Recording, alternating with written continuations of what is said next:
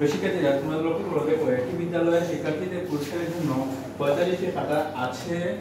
তো যদি প্রত্যেক শিক্ষার্থীকে 5টি করে খাতা দেওয়া হয় তবে কতজন শিক্ষার্থী পুরস্কার পাবে আমরা সেটা বের করবো। তোমরা প্রথমে লিখতে পারো, ঠিক আছে? তো 5টি খাতা পাবে একজন শিক্ষার্থী, ঠিক আছে? 5টি খাতা পাবে কয়জন শিক্ষার্থী? একজন শিক্ষার্থী। কতজন শিক্ষার্থী খাতা পাবে আমরা সেটা বের করব। একজন শিক্ষার্থী, ওকে? সুতরাং কয়টি খাতা আছে? 45টি, ঠিক আছে? 45টি খাতা পাবে। অবশ্যই কমবে, কমলে ভাগ হবে।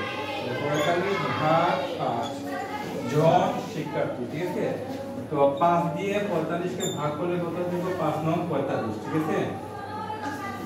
0 তাহলে উত্তর হবে কত? 5 9, ঠিক আছে? 9 জন শিক্ষার্থী, ঠিক আছে?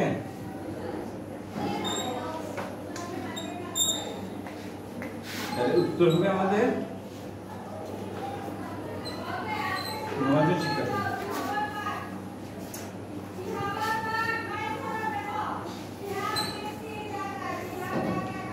বুঝতে পারছো? ধন্যবাদ তোমাদের সবাইকে।